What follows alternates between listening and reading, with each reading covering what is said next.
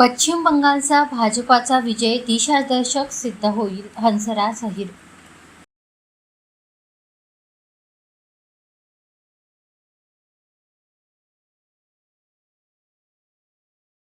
प्रधानमंत्री नरेंद्र मोदी यांच्या नेतृत्वाखाली भाजपने पश्चिम बंगाल विधानसभा निवडणुकीत ऐतिहासिक व अभूतपूर्व विजय मिळवला आहे.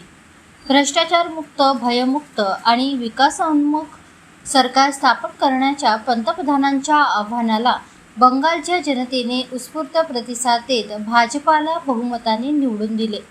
तृणमूल काँग्रेसच्या दादागिरी, अत्याचार आणि गुंडेशाहीच्या राजवटीला जनतेने लोकशाहीच्या माध्यमातून स्पष्ट नकार दिला आहे, असे मत राष्ट्रीय मागासवर्गीय आयोगाचे माजी अध्यक्ष हंसराज अहिर यांनी स्थानिक बंगालीकाम प्रभागात आयोजित जल्लोष, आतिषबाजी व लाडू वाटप कार्यक्रमात व्यक्त केले.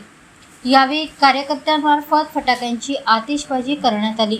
याप्रसंगी माजी उपमहापौर अनिल फुलझले, सुभाष कासमगट्टुवार, प्रकाश देवतोय, रघुवीर अहिर, शेखर शेट्टी, मनोज पाल, बलराम डोडानी, नगरसेविका सारिका संदूरकर, नगरसेवक रॉबिन विश्वास आदींची उपस्थिती होती.